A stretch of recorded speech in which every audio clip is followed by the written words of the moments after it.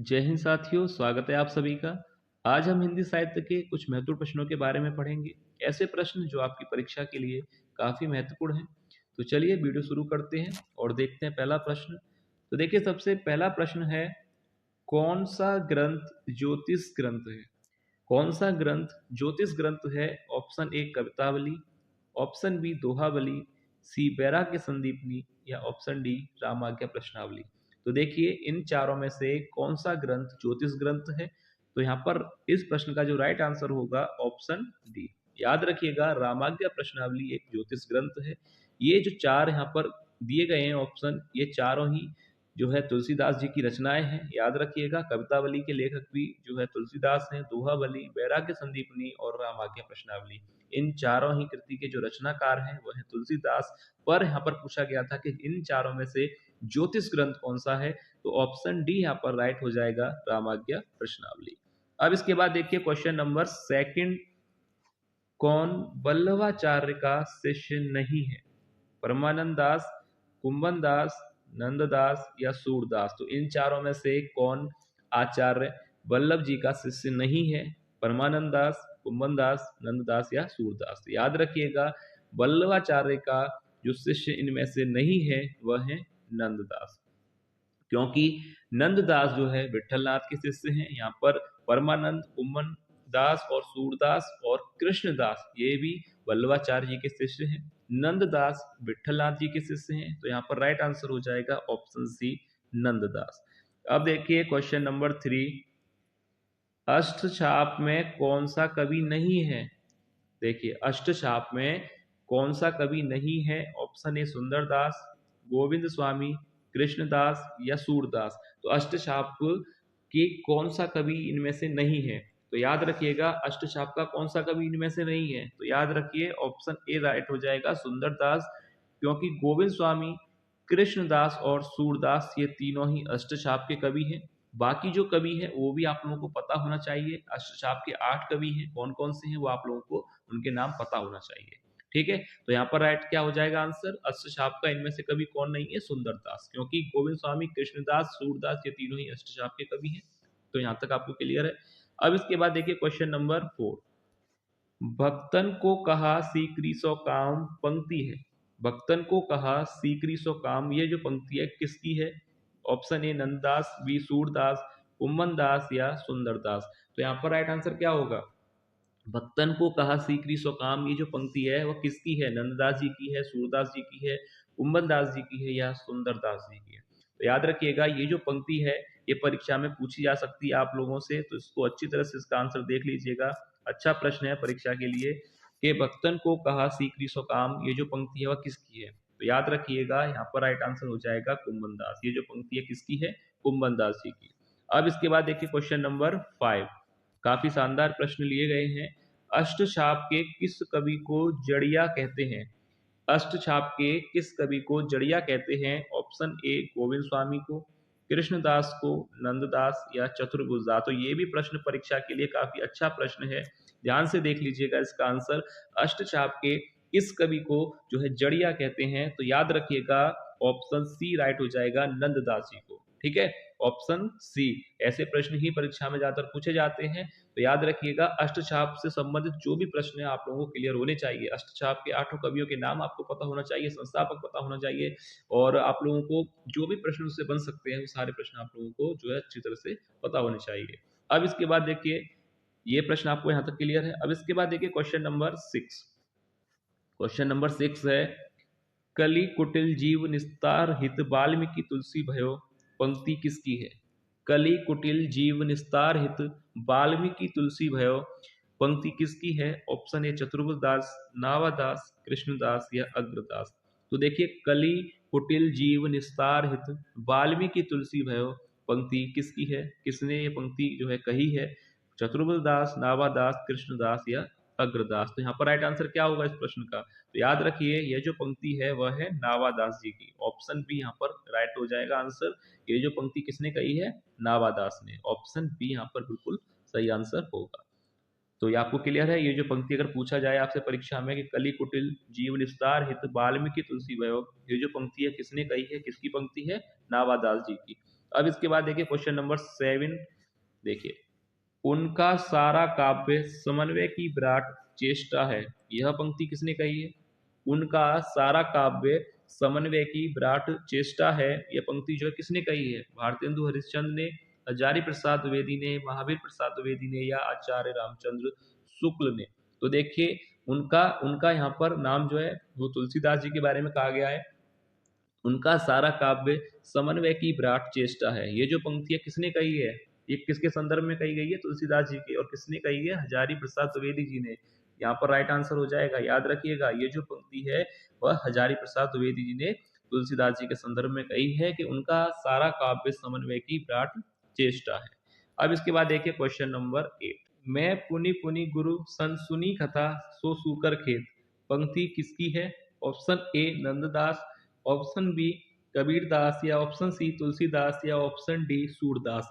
तो ये जो पंक्ति दी गई है, या जो पंक्ति है वो किसकी है? नंददास की है, कबीरदास या तुलसीदास ने कही है, या सूरदास? तो याद रखिएगा, ये जो पंक्ति है ये कही है तुलसीदास जी ने, यानी ऑप्शन सी यहाँ पर राइट आंसर हो जाएगा। क्वेश्चन नंबर 8, ये जो पंक्ति है, मैं पुनि पुनि गुरु सन सुनी कथा सो सूकर खेत, ये जो पंक्ति है वह किसकी है? तुलसीदास जी की, यानी ऑप्शन सी यहाँ पर राइट आंसर होगा। अब इसके बाद देखिए क्वेश्चन नंबर 9। देखिए, सूर सागर में कितने स्कंद हैं? काफी अच्छा प्रश्न है परीक्षा के लिए। सूर सागर में कितने स्कंद हैं? ऑप्शन दिए गए हैं 15, 12, 14 या 10। तो राइट आंसर क्या होगा? सूर सागर में कितने स्कंद हैं? 12। याद रखिएगा, परीक्षा में प्रश्न पूछा जा सकता है आपसे, सूर सागर में कितने स्कंद हैं? तो राइट आंसर याद रखिएगा 12। अब इसके बाद देखिए क्वेश्चन नंबर 10। देखिए, कविता करके तुलसी न लसै, किसका कथन है? यह कथन किसने कहा है कि कविता करके तुलसी न लसै? किसका कथन है? आचार्य रामचंद्र शुक्ल का, या गुलाब राय हरिऔध जी का, या डॉक्टर जैनेन्द्र का? बताइए कथन किसका हो सकता है? कविता करके तुलसी न लसै किसका कथन है? शुक्ल जी ने कहा है, या गुलाब राय ने कहा है, हरिऔध जी ने, या डॉक्टर जैनेन्द्र ने? याद रखिएगा, ये जो कथन है कि ये किसका है, किसने कहा है? हरिऔध जी ने। ऑप्शन सी यहाँ पर राइट हो जाएगा। कविता करके तुलसी न लसै किसका कथन है? अब अयोध्या सिंह उपाध्याय हरिऔध जी का। याद रखिएगा, ऑप्शन सी यहाँ पर राइट आंसर होगा। अब इसके बाद देखिए अगला प्रश्न है। अब देखिए अगला प्रश्न है क्वेश्चन नंबर 11। तुलसी को बुद्ध देव के बाद सबसे बड़ा लोकनायक किसने कहा है? काफी अच्छा प्रश्न है परीक्षा के लिए, ध्यान से देखिएगा इसका आंसर क्या होगा। प्रश्न पूछा है कि तुलसीदास जी को बुद्ध देव के बाद सबसे बड़ा लोकनायक किसने कहा है?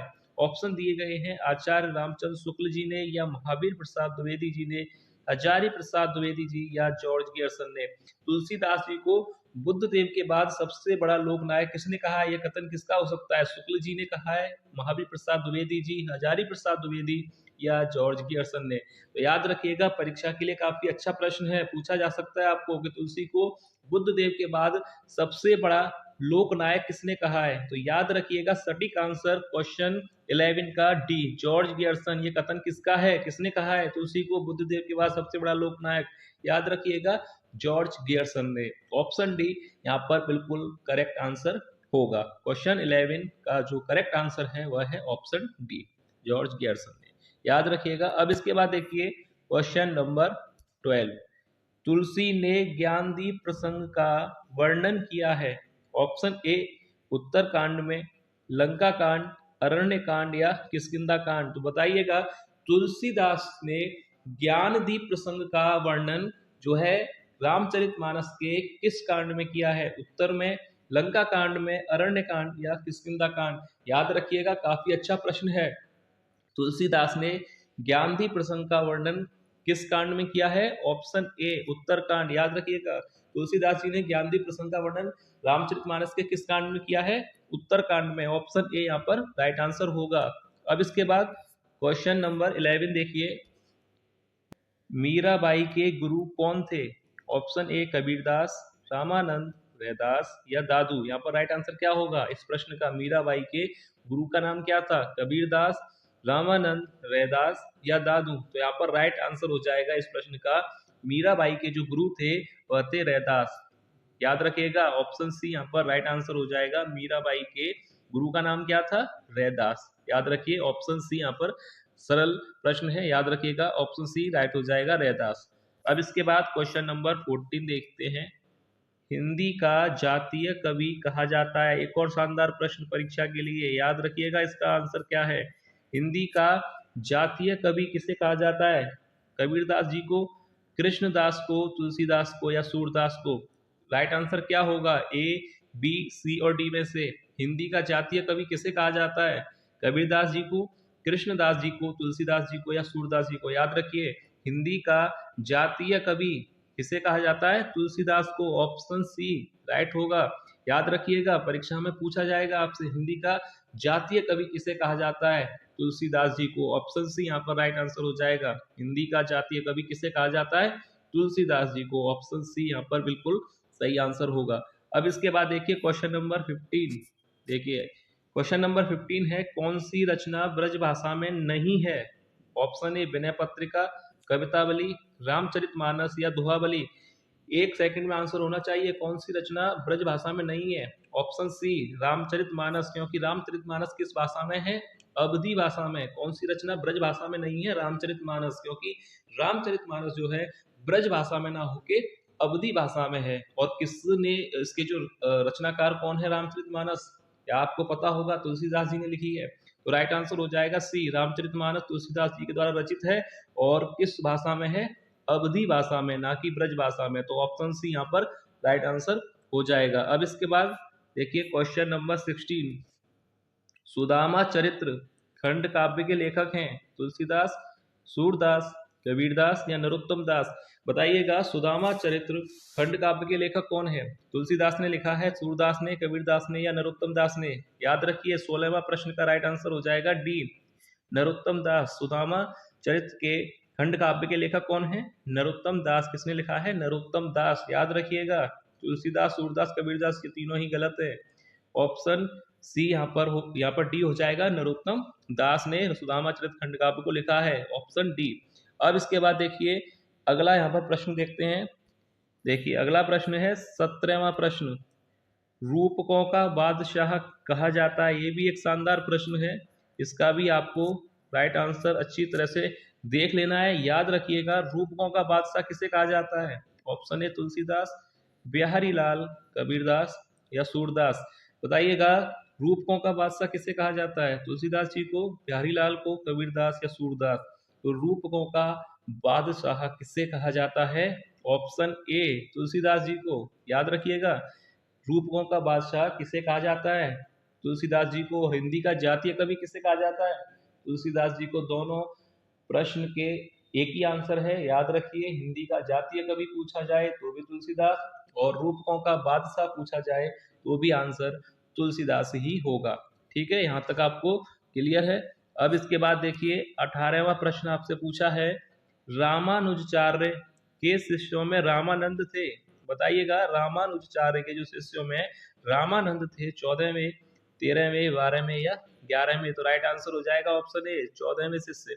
अब इसके बाद देखिए 19वां प्रश्न, सखी संप्रदाय के प्रवर्तक हैं। सखी संप्रदाय के प्रवर्तक कौन है? हित हरिवंश, विष्णु स्वामी, हरिदास निरंजनी या स्वामी हरिदास? सखी संप्रदाय के प्रवर्तक कौन है? बताइएगा, हित हरिवंश है या विष्णु स्वामी है, हरिदास निरंजनी है या स्वामी हरिदास है? तो राइट आंसर क्या होगा? सखी संप्रदाय के प्रवर्तक कौन है? तो राइट आंसर हो जाएगा ऑप्शन, बताइएगा, डी, स्वामी हरिदास। अब इसके बाद देखिए क्वेश्चन नंबर 20, अष्टछाप की स्थापना किसने की थी? कुंभन दास ने, सूरदास, विठलनाथ या वल्लभाचार्य? तो बताइए राइट आंसर क्या होगा? अष्टछाप की स्थापना किसने की थी? कुंभन दास ने या सूरदास ने, विठलनाथ जी ने या वल्लभाचार्य ने? राइट आंसर क्या होगा? अष्टछाप की स्थापना किसने की थी? ऑप्शन सी, विठलनाथ जी ने। ऑप्शन सी यहाँ पर राइट आंसर हो जाएगा। याद रखिएगा, अष्टछाप की स्थापना किसने की थी? विठलनाथ जी ने। ऑप्शन सी यहाँ पर राइट आंसर हो जाएगा। तो ये था आज की वीडियो का लास्ट प्रश्न। 20 प्रश्न आपको आज कराए हैं, महत्वपूर्ण प्रश्न है। उम्मीद है आपको वीडियो पसंद आई होगी। अगर वीडियो आपको पसंद आई है तो वीडियो को लाइक जरूर कीजिएगा, और जो भी विद्यार्थी चैनल पर नए हैं वो चैनल को सब्सक्राइब जरूर कर लें, क्योंकि ऐसे ही महत्वपूर्ण प्रश्न चैनल पर डेली कराए जाते हैं।